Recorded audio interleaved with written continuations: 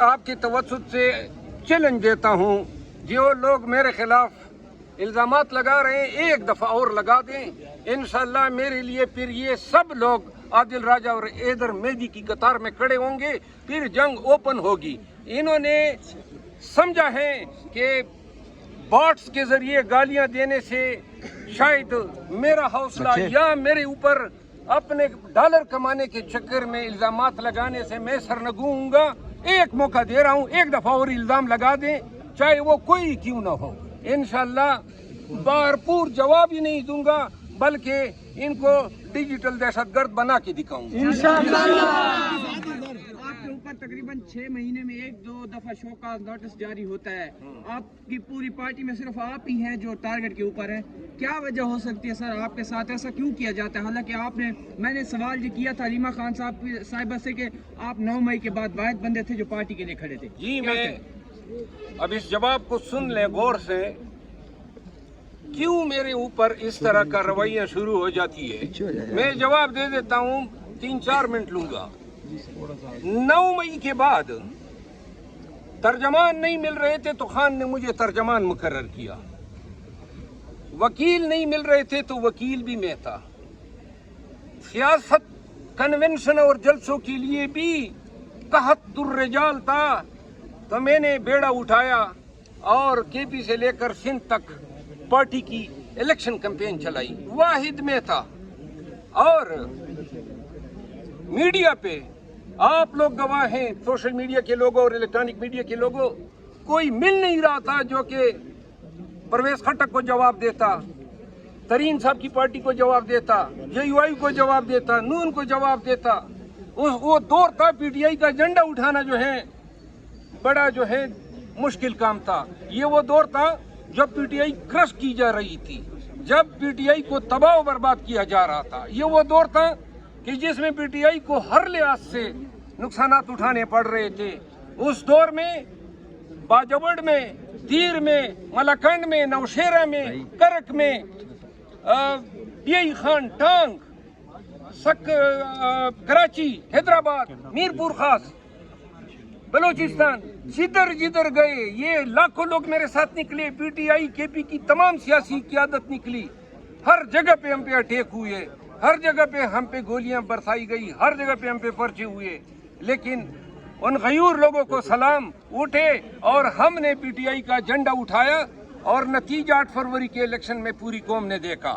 جب الیکشن ہو گئے، 11 اپریل آئی، مجھے کیسز سے نکالا گیا، مجھے فوکل پرسن مہتا خان کا اس سے ہٹایا گیا، میں سیاست میں احتجاج میں سرخیل تھا، اس سے ہٹایا گیا،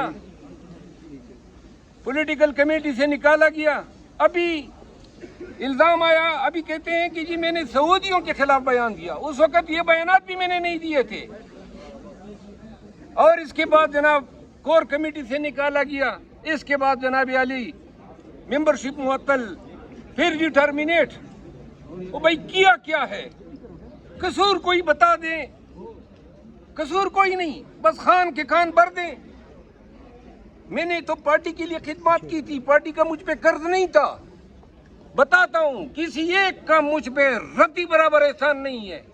میں اگر اٹھا ہوں اور پارٹی کی پوری کمپین چلائی ہے، قسماً کہتا ہوں یہ کمپین نہ چلاتے آپ کو کمبے بھی نہ ملتے، آپ کو کمبے بھی نہ ملتے۔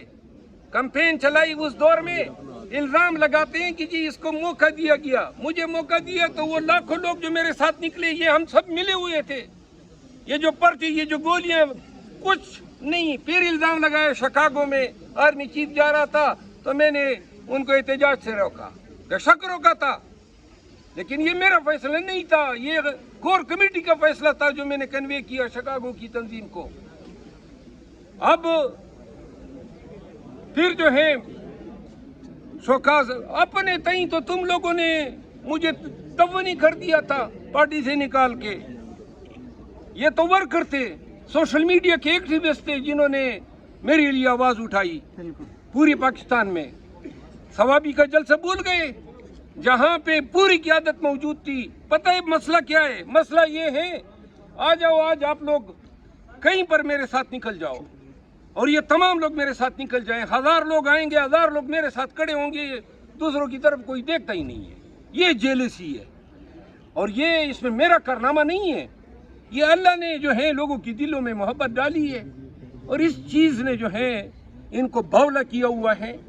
मैंने अब अली यमीन खान के साथ वादा किया है कि मैं पार्टी के किसी ओहदेदार के खिलाफ कोई बयान नहीं दूंगा, लेकिन अगर कोई बयान देगा तो सुन लें, दोनों कानों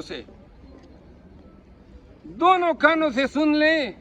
अगर कोई बयान देगा, मैं कसम उठाता हूँ, इज्जत के लिए जिए हैं, इज्जत के लिए मरेंगे, किसी की मजाल नहीं होनी चाहिए। अगर बयान देगा तो बयान को सूद समेत वापस करूंगा, चाहे वो कोई क्यों ना हो। ये एहसान कोई जता दे। 3-4 लोग, अली अमीन खान, बैरिस्टर गौर, अली मोहम्मद खान, ये 3-4 लोग हैं जिन्होंने मेरे लिए कोई अच्छी बात की है। कोई और बता देना। इतने कन्वेंशन, जलसे, जुलूस किए, घर गिराए गए, इधर का गिराया गया, उधर का जलाया गया, कि एक धेले की किसी ने कंट्रीब्यूशन की हो। अभी बड़े जो है ताया बाबू बन के आ जाते हैं, और सोशल मीडिया के कुछ लोग जो बहुतान तराजी करते हैं, मैं चैलेंज करता हूँ, एक दफ़ा बहुतान तराजी और कर लो। मेरा वादा है कि इंशाल्लाह जितना आज तक आप लोगों ने कहा है सूद समेत, बल्कि इतना वापस करूंगा कि मुंह दिखाने के काबिल नहीं छोड़। अच्छा,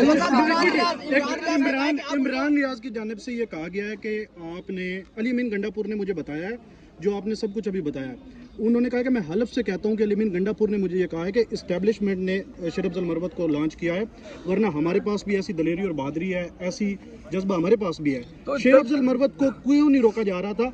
हमें क्यों सब के लिए? इमरान रियाज साहब से इतना इल्तिमास है कि 9 मई के बाद कभी हमारे साथ होते, आप देखते कि कितनी तकालीफ हमने उठाई, कितनी गोलियों का सामना किया, कितने टीयर गैस। आप जाए ना, ये जुनेद अकबर मैंने जो मलकंड से हैं, वो था मेरे साथ जब हम पे ये तकालीफ गुजरती थी। ये हमारे धीर के मैंने मेरे साथ थे, जो स्वाद से हमारे मिनिस्टर हैं जंगलात के, वो मेरे साथ थे। जो अपर धीर के मैंने हैं, जो लॉ मिनिस्टर हैं, केपी का कौन सा ऐसा ओहदेदार एमपीए मिनिस्टर नहीं है जिसने मेरे साथ मार नहीं खाई है। तो लिहाजा इमरान रियाज साहब, आपका एहतराम किया है, आप मेरे खिलाफ इस्तेमाल हो गए, एहतरामन आपको जवाब नहीं देता हूँ। अल्लाह आपको खुश। सर आपने लॉबिंग की थी, आपने अपोजिशन लीडर के लिए उनको कॉल की थी, उन्होंने कहा मेरी एक दफा बात हुई, उसने उन्होंने कहा है। अच्छा, बिल्कुल अच्छा सवाल किया। मैं बना, मैं समझता था कि मुझे मेरी खिदमत की वो अपोजिशन लीडर बना दिया जाना चाहिए था। मैंने इसके लिए उसको कॉल नहीं की थी कि वो मेरे लिए कोई कैंपेन करे।